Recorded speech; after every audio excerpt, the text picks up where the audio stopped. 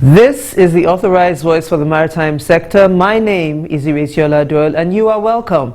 It's Nimasa this week. Now last week we brought you a feature on the Day of the Seafarer, that special day set aside by the International Maritime Organization to honor seafarers all across the globe. Today we're bringing you highlights of how this special day was commemorated here in Nigeria. Our report is brought to you by our correspondent in Port Harcourt.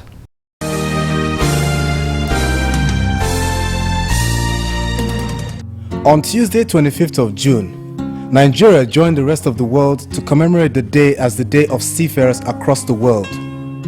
It is a day set aside by the International Maritime Organization to celebrate the over 1.2 million seafarers across the world.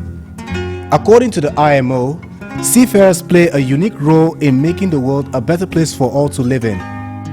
They're the ones whose place of work the ship also serve as their home for days, weeks, and sometimes even months. So setting aside a day to appreciate their contributions to humanity is a well-deserved recognition. Though the IMO directive for member states to celebrate June 25th annually as the Seafarers' Day is barely 4 years on, Nigeria, through the Nigerian Maritime Administration and Safety Agency Nimasa, has complied annually. This year's celebration took place in Port Harcourt, the River State's capital. The hall was packed full of stakeholders, mainly seafarers from South-South zone of the country. They all came to commemorate the day.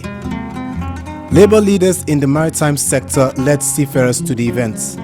Solidarity forever, solidarity forever, for the union makes us strong. The Director General of Nimasa, Mr. Ziakede Patrick Akpobolokemi, was represented at the event by the agency's Executive Director, Maritime Labour and Cabotage Services, Barrister Callistus Obi. While addressing seamen and stakeholders at the event, Barrister Obi re-emphasized the commitment of Nimasa to the welfare of seafarers in Nigeria. He stated that the ratification and subsequent submission of instruments of ratification to the ILO by Nimasa is a statement of the agency's intent to better the welfare of seafarers in the country. I would like to use this opportunity to highlight some of the agency's current and ongoing programs towards the development and support to the seafaring profession in Nigeria. You may recall that the capacity building program, that is the National Seafarers Development Program, the NSDP, set up by the agency some years ago, is progressing and is very much on course. This year, the agency successfully facilitated the ratification of the Maritime Labour Convention 2006 and submitted the instrument of ratification at ILO headquarters Geneva, Switzerland, just last week. It might interest you to know that Nigeria is the 5th nation in Africa to have done that and the 38th in the world among the 185 member nations of the ILO. After the speech by Barrister Obi, the speech of the President General of the Maritime Workers Union of Nigeria, Comrade Anthony Nted, was read by his deputy, Comrade Douglas Eremabo. The labor leader noted that the seafaring industry in Nigeria had in recent times become incapacitated by age and thus no longer seaworthy. He, however, acknowledged the efforts of Nimasa for investing in training seafarers in Nigeria. It is a known fact that our country, Nigeria, was once a seafaring nation. At that time, Nigeria had a crop of dedicated and experienced seafarers who were in a high demand even in foreign-owned vessels because of their hard work, integrity, and expertise. Seafaring was a serious foreign revenue earner to the country. The once experienced seafarers on high demand have become incapacitated by age and are no longer seaworthy. I also salute the management of Nimasa for its efforts at sustaining the observance of the Seafarers' Day here in Nigeria. The celebrations also include PowerPoint presentations by 2 keynote speakers, Amos O. Uche the Chief Maritime Labour Officer at Nimasa, and Barrister Sonny Erekosima. The PowerPoint presentation dovetailed into the question and answer session, which was moderated by Moses Babatunde Adewale, Nimasa's Deputy Director, Research and Statistics. In recognition of the contributions of some stakeholders to the welfare of seafarers, gifts were presented to some selected individuals. At the end of the event, Nimasa this week caught up with some of the participants and sought their opinions regarding the significance of the day. First to speak was Barrister Callisto Sobi. Nimasa is a compliant maritime administrator, and the role of the seafarer cannot be overemphasized. It's a global event, and because we are responsive and responsible, and because we're also focusing very seriously on seafaring as a profession that has enormous potentials, we felt there's an ample need to interface with them, share ideas, and then deal with the common problems that we have. You can see a new vigor from the Nimasa themselves, who is the regulator of the industry, trying to put things in order. And I must say I'm particularly enthusiastic for the fact that Nigeria, against all odds and expectation, that they could be among the four liners to send the instrument of ratification of the MLC 2006. It shows that they have the welfare of the seafarers at heart. The message we have for both the regulator and the seafarers is that there is hope, particularly with the coming in of the MLSC. But the truth is that anything can be bastardized, so we must ensure that we don't do that in Nigeria.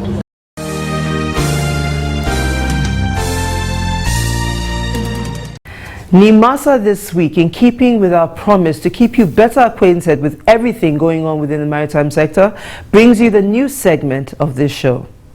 Nimasa, in solidarity with the Nigerian Navy Week celebrations, organized a safety awareness enlightenment campaign for members of the Kogi State River Transport Association in Lokoja. The Nimasa team, led by an Assistant Director of Maritime Safety, Captain Olaiwola Ibikunle, took a boat cruise to the river jetty where an eager crowd awaited them. Captain Ibikunle brought the members of the Kogi State River Transport Association the goodwill of the management of Nimasa and proceeded to enlighten them on the functions of the agency. We are using the Merchant Shipping Act 2007, and we are using Nimasa Act 2007, and we are using Cabotage Act 2003 to perform our function. After the enlightenment campaign, the Nimasa team called on the commander of NNS Lugard in Lokoja for a courtesy visit.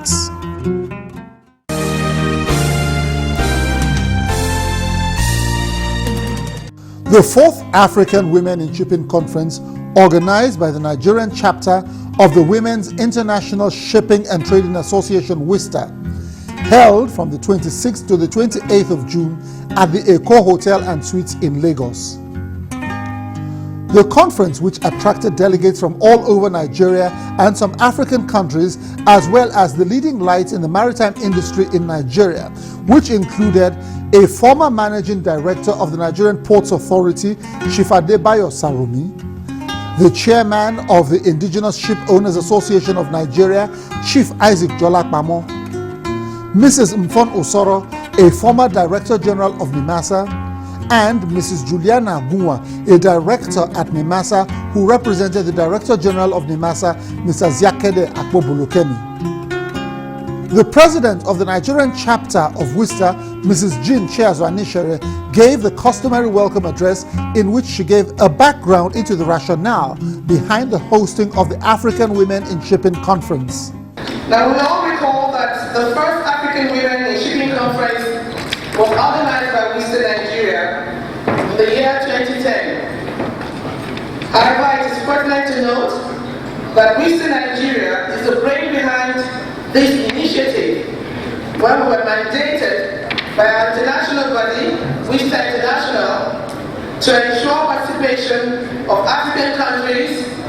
active and promising maritime trade in the body known as WISTA. This mandate was predicated upon the fact that WISTA Nigeria is the first African country to join WISTA International. Mr. Kayode Okpeifa, the Honorable Commissioner of Transportation in Lagos State, who represented Governor Babatunde Fashola, the guest of honor at the event, gave the governor's goodwill message, during which he declared the conference open. It is therefore my pleasure, on behalf of the government and the people of Lagos State, to declare the 4th African Women in Shipping Conference 2013, organized by the Women's International Shipping and Trading Association WISTA Nigeria chapter, open to the glory of God, economic emancipation of the women folk, and benefit of mankind. Several other prominent guests delivered goodwill messages at the event, among which was a goodwill message from the Director General of Nimasa, which was delivered on his behalf by Mrs. Juliana Agunwa, Nimasa's Director of Marine Environmental Management. He has asked me to inform us that this national conference of the gathering of women achievers who have not only made indelible marks in their different areas of endeavor in the industry, but have ensured the promotion of women in different sectors of the shipping industry in the continent of Africa and beyond.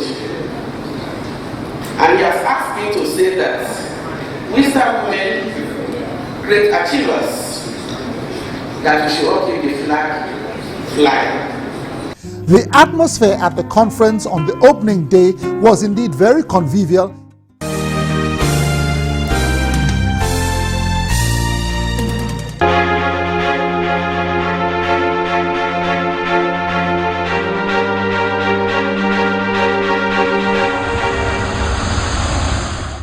Members of the National Assembly's House Committee on Marine Transport, as well as some staff of the Nigerian Maritime Administration and Safety Agency Nimasa, paid a visit to the International Maritime Organization IMO headquarters in London, as well as the Nigerian High Commission in the UK. The delegation, headed by the chairman of the House Committee on Marine Transport, Honorable Ifeanyi Ugwanyi, were met on arrival at the IMO headquarters by the Secretary General, with whom they had discussions on a variety of maritime issues. Honorable Ifeanyi stated that the aim of the visit was to acquaint the delegation with the workings of IMO to better impact on their oversight functions as lawmakers, especially in areas relating to marine transport. He commended IMO for its unflinching support for Nigeria as a nation and also solicited for more technical assistance to Nigeria in the area of capacity building, especially in the area of securing sea-time training for Nigerian marine cadets studying in various institutes around the world. We urge the IMO to offer more technical assistance to our country, Nigeria. We request for capacity building programs generally, especially assistance in getting global shipping companies to engage cadets that come out of Nigerian Maritime Academy for their sea-time training, which I believe Your Excellency, which I know Your Excellency will agree with us, is very important. After a successful deliberation, the delegation proceeded to the Hilton Paddington Hotel, where a workshop was conducted for them by some IMO officials. The workshop awarded the visiting committee the opportunity of understanding the inner workings of the organization. Mr. Juvenile J.M. Shurindi, an IMO official from Kenya, made a presentation on Africa and IMO, the role of the legislature in the ratification of the IMO Convention. Now, it was recognized that a lot of developing countries, not only in Africa but elsewhere, have got problems to implement the IMO conventions. For that reason, IMO was among the first UN agencies to establish a technical cooperation program way back in the mid-60s. So the IMO Integrated Technical Cooperation Program assists developing countries to meet the IMO standards. Dr. Isashi Yamamoto then made a presentation on human capacity building through seafaring. He listed the IMO projects in 2012 and 2013 and spoke about some preliminary training in autumn, where Africans and female gender will be taken as priorities. For Global Onboard Training Initiative to invite applicants from all over the world to apply for the onboard training supported by IMO funding. The objectives of GOBTC is to maximize the numbers of berths and quality onboard training to the young people of next generation. Engineer Maurice Patrick Asuko, an IMO representative from Nigeria, rounded up the interactive session and spoke on the topic enhancing human capacity in Nigeria.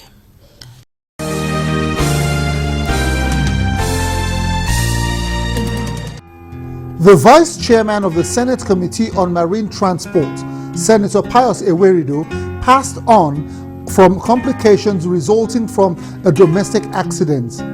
Confirming his demise, the Senate spokesman, Senator Abaribe, described the passing away of the 50-year-old senator as a shock. Nimasa this week wishes to condole the Senate as well as the family of the late senator.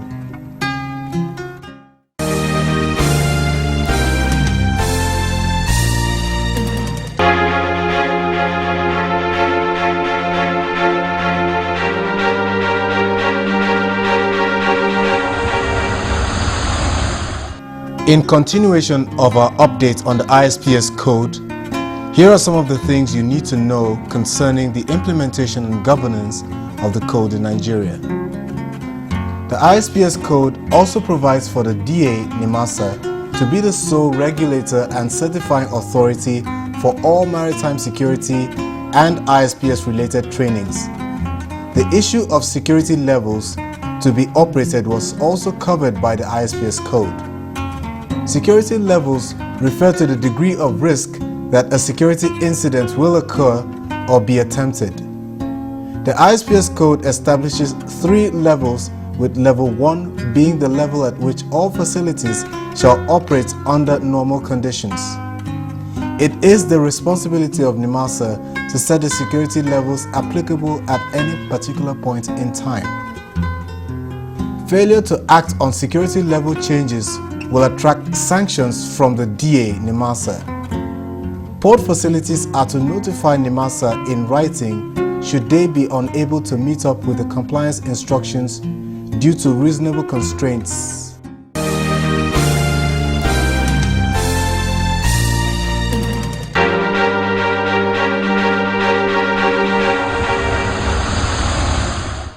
The program consultant and the director of this show, Mr. Patrick Doyle, had an exclusive chat with the Special Assistant to the President on Maritime Affairs, Mr. Leke Oyewole. Their conversation centered around the ISPS code and Nigeria's preparedness to consistently comply.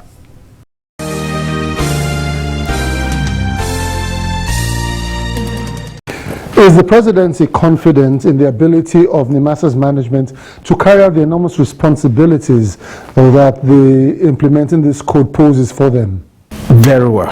The presidency is so very confident that the agency can do it. For the first time, we're also having a very strong and cohesive management in Nimasa, not unlike before, where the management and the EDs, and the DG, differ in their decisions. This time around, we have an agency where all of them speak the same voice. Be that as it may, we are talking about having confidence in them. Unlike the other committee that was handling it, Nimasa has the required departments. They have the manpower. They have ship captains, architects, and all that. People that understand ship operations, ship building, port operations, port construction. They understand all this very well. And they've been the ones that go through all certification of whatever shipping certificate that is required. They have the capacity, they have the manpower, they can do whatever thing is required of the ISPS. But come to think of it, what exactly are we talking about in terms of ISPS code? ISPS code is identifying the risks, the potential risks in port operations, and making sure that certain strategies are put in place to mitigate the vulnerability of the port facility or ship to whatever operation, the risk that may take, the incident that operation may cause. So putting in place such strategies, I think Nimasa is, no other agency who can do it better. How will a seamless interagency synergy be realized under this current implementation regime? You see, one of the very first things that this president did was to ensure that there's a forum which we today call Interagency Maritime Operations Coordination Committee. In that committee, we have all agencies of government that would have one thing or the other to do with the maritime sector. We're about 16 or 17 in number in that committee, including Air Force, Navy, Immigration, MPA, Nimasa, SS, Police, Customs. Everybody is present there. Because of that forum, we have been able to address certain strategic issues in the maritime sector. It was that forum also preceded the presidential maritime retreat. And in fact, the forum provided the grant for that retreat. And it has also been supportive. Not only in Nimasa, MPA, anywhere where there is need to support a particular agency, they've all rallied around to do it. Talking in terms of ISPS code, it told Nimasa is the designated authority. They monitor, they enforce, they ensure compliance of ports and terminals. So if they go to MPA, they're already working with MPA. If they go to any of the IOCs at their terminals or jetties, they're already working with them because NMPC is also on that forum. Nimasa is in that forum. So there is already a synergy we are building, that we have built. We're taking this synergy to the next level. And the next level we're going into is to ensure that there's data sharing amongst these agencies. Now, what is the significance of your appointment as the first senior special advisor to the president on maritime matters? I tell you, this is the very first time that any president in Nigeria has considered it necessary to harmonize maritime services at the level of the presidency. And not until my appointment, there was no such forum that I've just explained to you. And the interaction that we've been having constantly is beginning to yield fruits. So it's been very significant. And I hope subsequent presidents will continue the office. Exactly how much support is the presidency willing to put at the disposal of Nimasa to ensure that Nimasa does not fail in the implementation of the ISPS code? If this ISPS is not effectively implemented, what it means is that ships coming to Nigeria will be fewer than what we have now. And the few ones that will be coming, they come with expensive freights for goods bound for Nigeria. That will automatically affect market prices. This government is mainly interested in defending the masses. Nigerians know the president as commander-in-chief. They know him as the president. He sees himself as the chief servant of Nigerians. So whatever thing will affect Nigerians is ready to defend it. If you think is giving minimal support, then the person must be deceiving himself. He's ready to support and ensure that Nimasa accomplishes this effective implementation of the ISPS code.